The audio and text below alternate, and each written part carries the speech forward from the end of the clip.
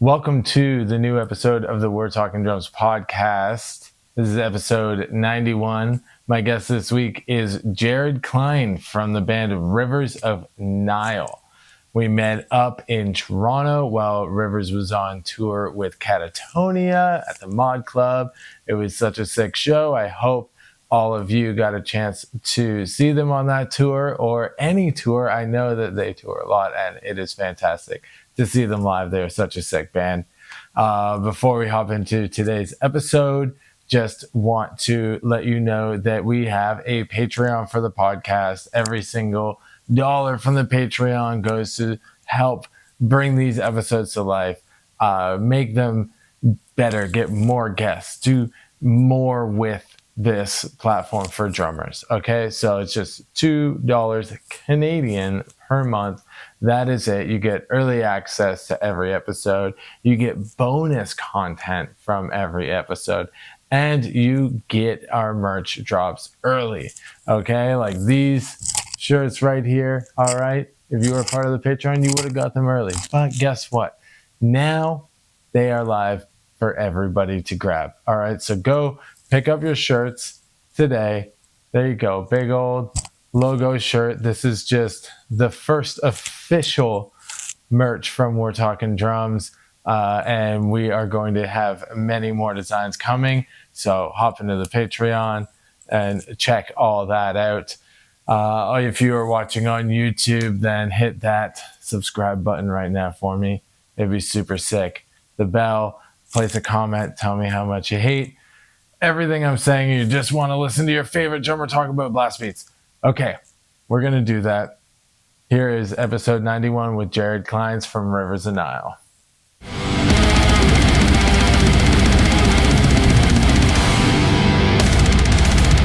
Jared Klein, welcome to the We're Talking Drums podcast. How you doing today, brother? Good, how are you? I'm not too bad. Yeah. Not too bad. Thanks for having me. Yeah, dude, my pleasure. We're here in Toronto at the Mod Club. You guys had a day off yesterday. You get up to anything? Not really. We just chilled and relaxed for the rest of the day. We were at the border for a little bit, so we just spent the rest of the time from 6 or 7 p.m. Near Toronto, and just spent that time just relaxing, sleeping, all that. Hell yeah. Not a whole lot, which was nice. Yeah. It is nice to like actually have a legit day off on tour where you just do nothing. Yeah. Right? Yeah. It's very important to just recharge, yeah. Oh, definitely, man. All right, like let's get into these real quick. We got some monsters. You got your choice. I don't know if you've had either of these. I have not. But we got Hawaiian Blue or we got Guava Ultra Vice. This one is quite tasty. All right. This one's more like a Hawaiian punch type of flavor. Like some sunblock type? Sunblock type it's like flavor? like a fruit punch I'm type down. of deal. Yeah, that with is a little what you Hawaiian said. spice. You know? Sunblock. Yeah, That's what you think when you think of Hawaii, I guess. Well, right? some of the energy drinks coming out kind of taste like a pina colada with a little bit of sunblock in it. I've never tasted sunblock, but no, I don't think I have either. But maybe I have by accident. I don't know. All right, well, what one you going for? I'll do this. Yeah, do that one. All right, let's crack these. Get into them. Cheers. Boom, monster. Let's go. Send me some cases. All right. Total 180 of what I thought it was going to be. Yeah. No sunblock flavor in there at all. Disappointing. All right. That's next up. Is there sunblock flavored monster? Yeah, dude. Like I think it was Red Bull or Celsius made like a tropical flavor, and it just. I can see Celsius like getting like some of their flavors that come off pretty weird. Right? Yeah. Yeah, that's what I'm talking about. It's just I don't know. I also don't know what I'm talking about. Well, anywho, I know that we're gonna talk some drums. Sick. You guys released a new self-titled album last year. Yep. Almost a year old now. Last May. Yeah. Are you guys playing a lot off that on this tour? On this tour, yeah. And then for our headliners as well, we'll be playing a little more. Nice.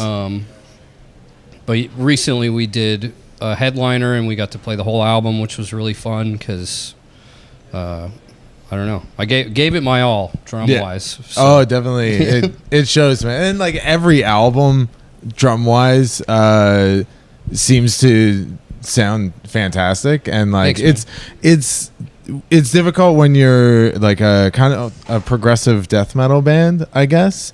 But you guys have a lot of you allow for a lot of space for the music to still do its own thing, but then adding in the blast when it's needed. Yeah. Right. Yeah. You don't overplay, but like the times that you do go, it's like perfectly fitting for the music. Thanks. You know, because I find a lot of guys will just like, they're ripping double bass and blast beats over everything, but right with the style that Rivers of Nile plays, like you really seem to like leave a space to let things breathe properly, and like definitely on the new record, like I heard a lot of that when I was listening to it, and I was just like, oh, like this is really nice, where it's just like a nice, like it creates a nice atmosphere to it. Sick. Right, and the drums like just like giving that space is always like a necessity, I guess, in that style of music.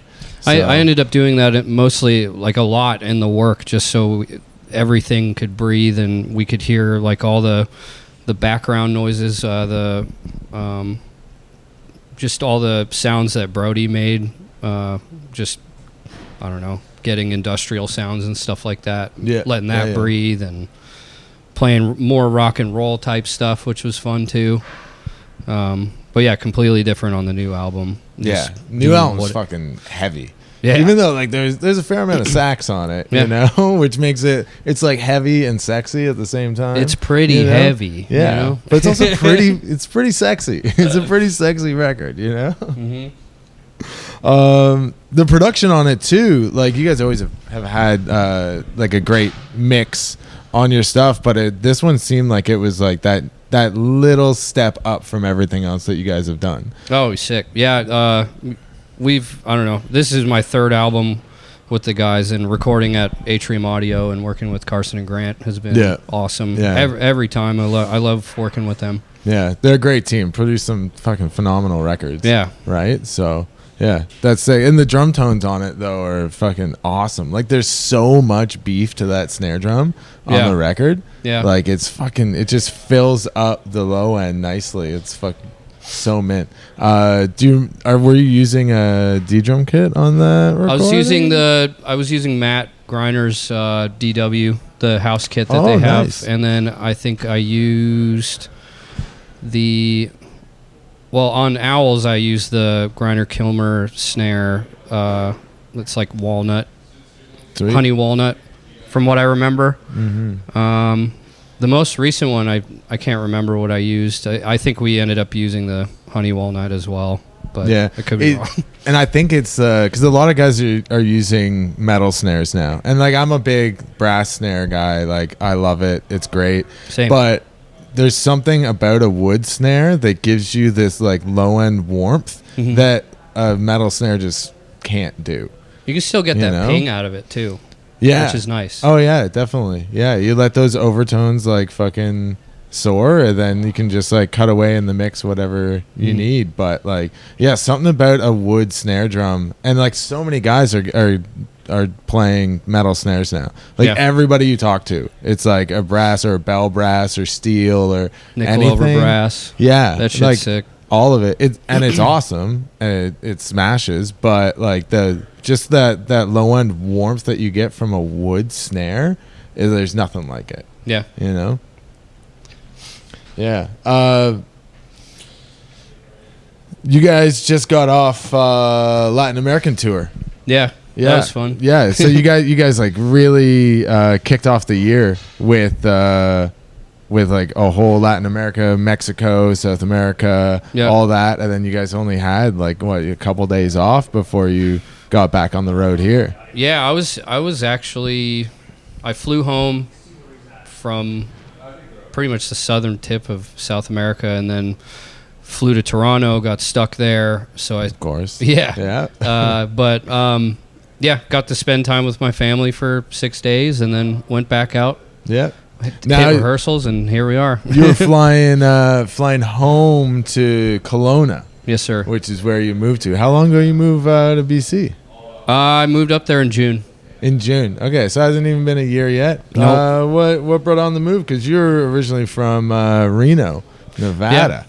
Yeah. So you want to get away from the desert and go to the middle of the mountains? In Canada? Yeah, because Reno is like a high Sierra desert, so it's pretty much the same desert because that stretches all the way north to Kelowna and a little bit past that. So it's a little the same. The weather patterns are very unpredictable as well, and it feels the same, kind of looks the same, except the Okanagan Lake there is a billion times bigger than Tahoe, but not as deep.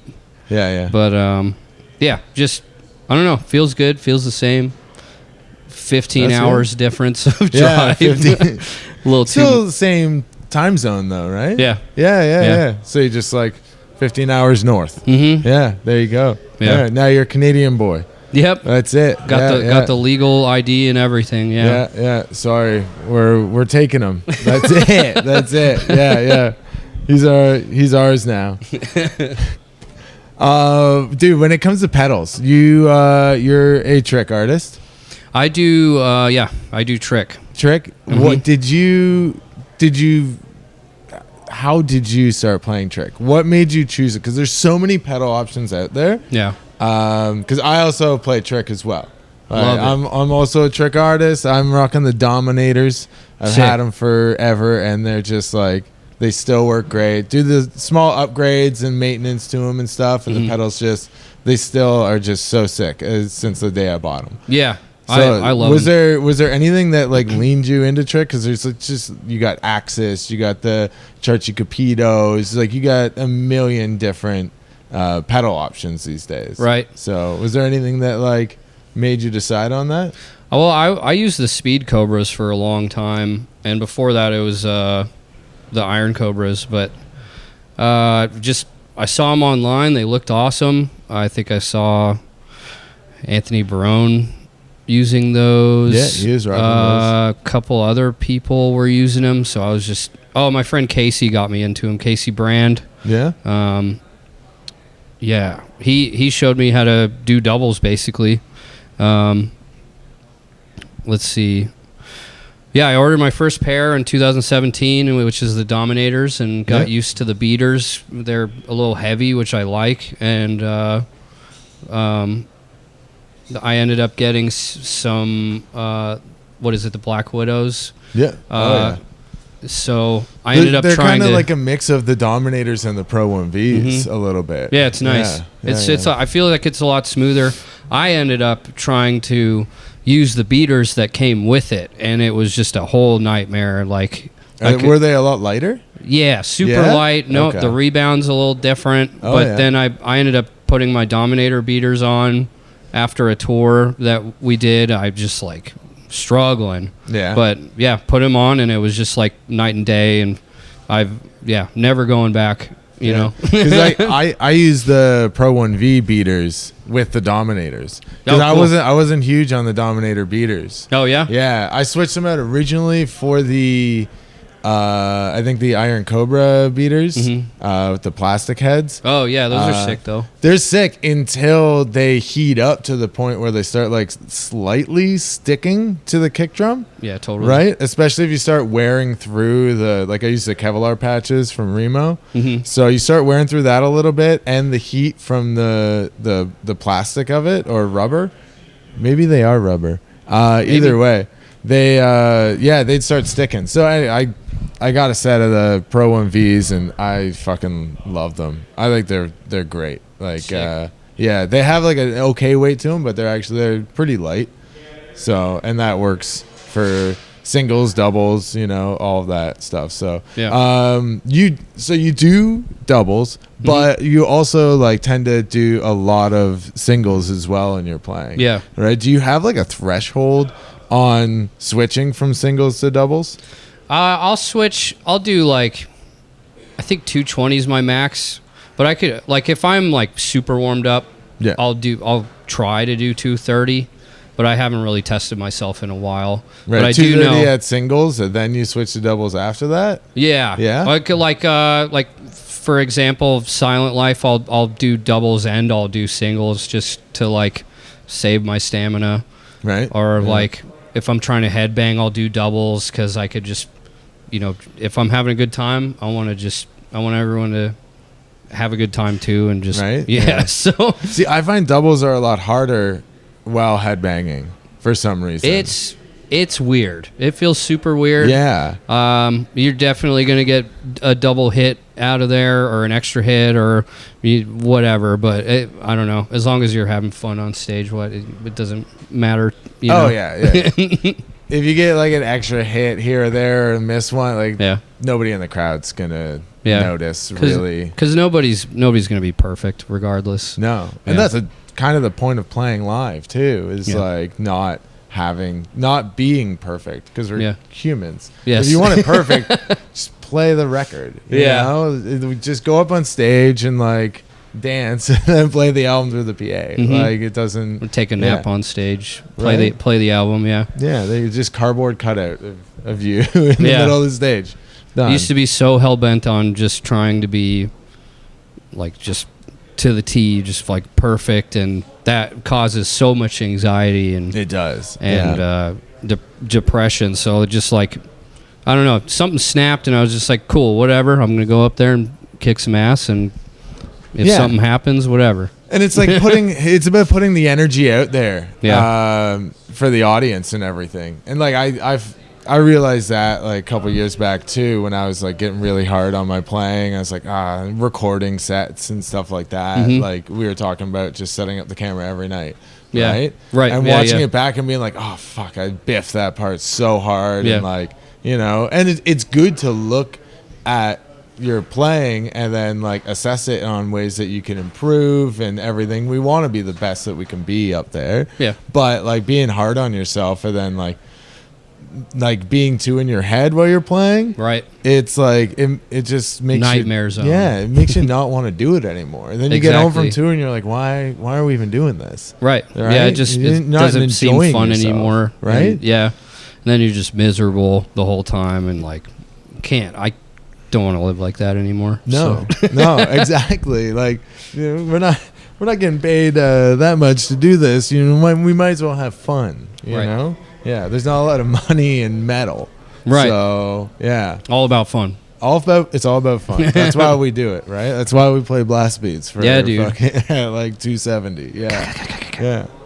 Yeah, man. There's a lot of really fucking sick blast sections on the new record though. Yeah. It's a lot of fun to listen to. Like I say, man, like it's just going from that like atmospheric, like kind of like soft and like groovy parts into fucking straight blast. Like it just fucking amps you up. Like it's so sick to hear. Sick. Yeah, trying to put Latin beats in there too, just a little selectively here and there. Yeah. I was hearing it. Yeah. It makes for like sick grooves throughout the set, and it makes you guys sound like it differentiates you from the rest of the scene too, right? Like you're doing something fresh and new, and it's hard to do in like this style of death metal and everything, right? Especially with Andy's vocals and stuff on the newer stuff, is like, man, it's seems to have brought a whole new life to the band. I feel I agree with that. On and off stage, I don't know, we all just have fun, joke around, and do it on stage too, which is awesome. But just having his voice and his input for the new record really helped a lot. And I don't know, keeping us different. Every song is different, which is awesome. It's like an adventure, and being able to harmonize with him is awesome, and actually has pushed me to be a better vocalist myself. So yeah, dude, how is it doing vocals and playing drums at the same time? It's weird. But so you're headbanging, doing doubles and vocals, like dude, it's insane. It all started with Owls, so they didn't even know I could sing, and I just tried it. And then after we recorded my parts on where Owls Know My Name, everyone was like, well, you got to do it live now, and I didn't even think about it, and I was just like, oh, okay, well, shit, here we are. But yeah, over time, obviously, the more you practice, the easier it gets. Yeah. Which is and even with newer material, it gets easier and easier to play or follow along. Yeah. Did you?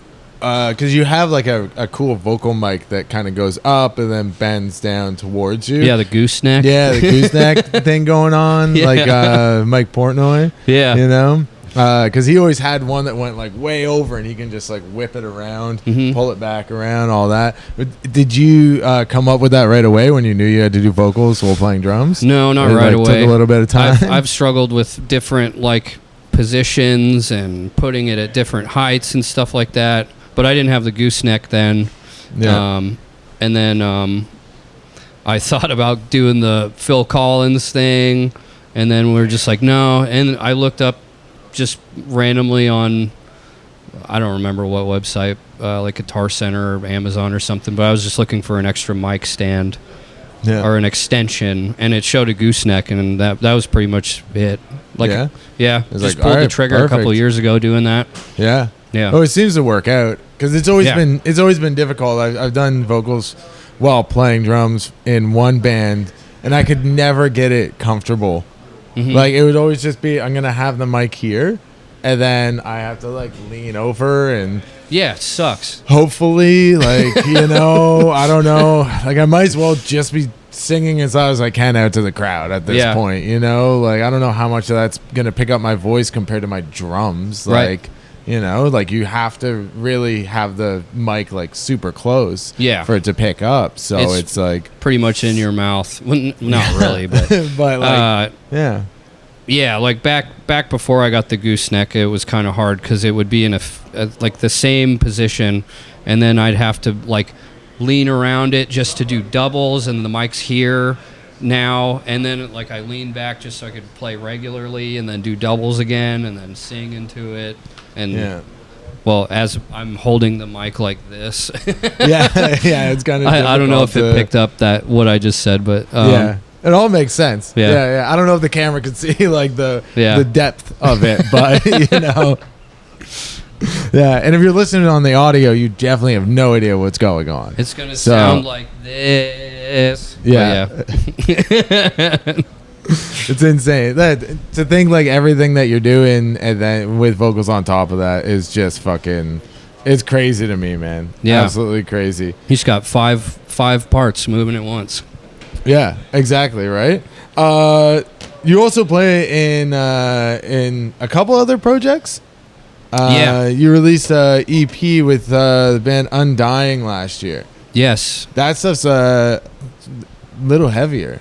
Yeah, it's pretty heavy. It's some pretty fucking sick shit, man. I recorded drums for that in 2016, I think. Holy 2015. Shit. So we've just been chilling, trying to make the Nick was trying to make the mix perfect, and we kind of everything was spread out like recording wise, but everyone's happy with it, and yeah, man, I love those dudes. Yeah, for man, sure. It fucking sounds fantastic. I was listening to it earlier, and I was just like, "Fuck, this is fucking great shit." So, if you don't know, it's Black Seas of Infinity EP by Undying. Go check it out. Go listen to it because it's fucking dope. Yeah, it's fucking so sick. Yeah. You did a couple years ago. You did some Nihil playthroughs. Yeah. How is that experience doing playthroughs like in the studio with Nihil, with everything? Like, I can only assume that it's pretty like nerve-wracking having to go in and be like, okay, we have a full crew here. Like you're under a microscope. Yep. Like how much practice do you do before going to do something like that? I treated it the same as I would do with tour. I practiced for hours for like a week or two, and then I playing on different kits, like rental kits, or like that is not your own. It's kind of nerve-wracking already, and then you gotta get everything positioned properly. So, but they're very welcoming. and they're all awesome. They cater to, they're good dudes is what I'm getting at. Yeah. No pressure, no nothing. You just go in there, do your thing, and when you're set up, everybody's super supportive, and I don't know, it's like another family, Yeah. But yeah, it was really cool. I knocked it out. I felt like I knocked it out pretty quick. I would definitely love to do that again soon. Yeah. Because I would like to just play more material from the new album. Right. And then it kind of took a second because we took a while to release all those songs because it took like 2 years just to get one video out. So, if I went back, it would definitely be released sooner and play new material and Yeah, hell yeah. So Nihil, get your boy back, all right? Fly him out. Fucking do a bunch of songs off the new record because they fucking rip. Hell yeah. They're super sick. And it's cool, dude. And everybody I've talked to who's with Nihil says the same thing, that it's a family. Yeah. Like everybody a part of that company is super sick and welcoming. And as much as doing those playthroughs is like, nerve wracking and like you're the star, and as drummers, we're not used to being the full center of attention, right, like on stage or anything like that. It was just like we're in the back behind our drums, everything, and then you get put in this situation where it's like all lights are on you, and it's like a lot of people are a little like skittish of that type of thing, but they say like every single time it's like as nervous as you are, you still like are, everybody's so sick and awesome when you're there and nice and accommodating that it's like it always goes as smooth as possible. Yeah, dude. Right. So yeah, it's super sick to hear of it. Nihil's been such a huge supporter of extreme drumming and like metal music as a brand, even though they're like drums across the board, all styles of music, right? But they've really solidified themselves in the metal genre for like as the cymbal company. Yeah. Yeah. Even like their jazz rides are just like they cut through so well, and they work for metal as well. Yeah. Which is cool. I use the raw bell ride. Yeah. You're not using that new pure alloy Mega Bell thing? I missed my chance and they sold out. Damn. So I'm just kind of waiting for my time. Okay. So yeah. But like, dude, that thing came out. I saw like the day that they released it, and it's like every single drummer had one. Yep. Like on stage, I missed like boom, missed I'm it.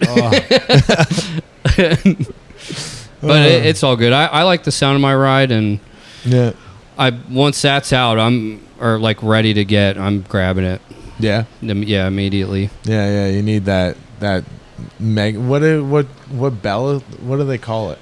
It's the pure alloy. I think it's the Mega Bell ride. Mega Bell? I could be wrong. Yeah. But yeah. Because I think Zildjian has the Mega Bell. That's what they call it. Oh, okay. And then Sabian had the Power Bell. Yeah. So, yeah, maybe it's just Big Bell. I don't know. We'll look it up. I'll put it down here or something. Maybe that's the one. Check it out. Here. It's super sick, and everyone's playing them now. Yeah. Sound great. Yeah. So when it comes to drum skins, I saw that you're rocking the EC2s on the toms. You're like sold on those, the EC2s. I'm down with them. Yeah. And I love Evans heads. So, dude, Evans is the best. What do you use for the toms?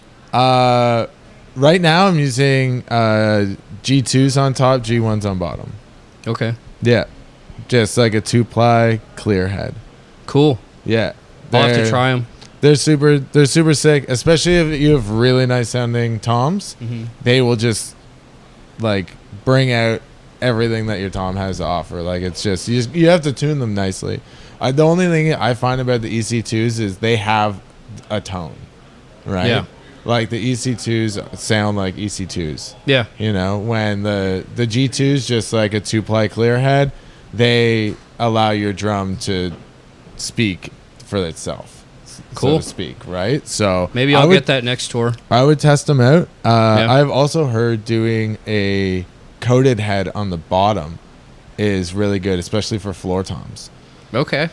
Yeah, doing coated heads. That way you don't need to put any real dampening on them on the top skin at all, and you can get all that attack and everything, but it just calms the overtones that you would get from a floor tom, right? Good to know. Yeah. It's quality stuff, man. But Evans all the way. How about snare skin? What are you using on that? Heavyweight. Okay. Yeah. That's standard. I love it. Yeah. I love it. Are you doing the heavyweight dry or just regular heavyweight? Just regular, yeah. Yeah? Mhm. Okay. Yeah. Yeah. I've tried the Kevlar stuff. I don't know, every time heavyweight's cool. Yeah. Simple. Yeah. They work great. I was always an HD dry guy. Yeah. And then they came out with the heavyweight and I really liked it, but I wanted that dry, like the holes around it, right? Yeah. Like it just, that way I don't need to dampen it at all. I don't need to put 5 moon gels on it or anything, right? Like it just sounds great. And then they came out with the heavyweight dry and I'm like, perfect. Done. Perfect mix. Especially as like when you're touring, you don't need to be changing out snare heads every like 4 shows. Like it's good for sometimes the whole tour. It lasts pretty. Like, yeah, I even forgot to change heads on this tour where I got a little over a week and it still sounded fine. Yeah, that's good. And I just like it. The snare that I have now is the D drum, and I just crank it all the way as far as each lug can go on top, and then slap my snare weight on it, and it's good to go. I've never used one of those snare weight things. Yeah, you're liking it? I like them. Yeah, the it's a little pricey, but like it's totally worth it. But you got to make sure you get both pieces because they sell the 2 pieces that you need separately. There's one that holds the snare weight in place that goes on the other side of the hoop. So okay, they're sold separately, but that's about it. Yeah, weird. I didn't know that about them. Sick though. So I sick like product. Anyone I've talked to who has one has said they're fucking dope. But like I just go with the moon gel or the Evans whatever they call those their moon gel type thing. What do they call them? Call them something else. All I could think of is moon gel. Yeah, it's the same thing, but Evans has them. And they actually sell them like they gave me a case that had like all different size ones too. So it's kind of cool that you can like kind of pick like these like half size ones, and that way you can just like put like 1 maybe 2 on different parts of the snare. And then they got like big fat boys that you can put on your like 18 inch floor tom. That's gonna fucking rumble, right? So that way it just like calms it right down. It's fucking it's pretty awesome. Like the Evans kind of figured it out. So everybody has their different rendition of moon gels, of course, right? So but I'm really digging the Evans ones, surprisingly. I'll check them out. Yeah get them to send you some, man. Come on. You know? It's good.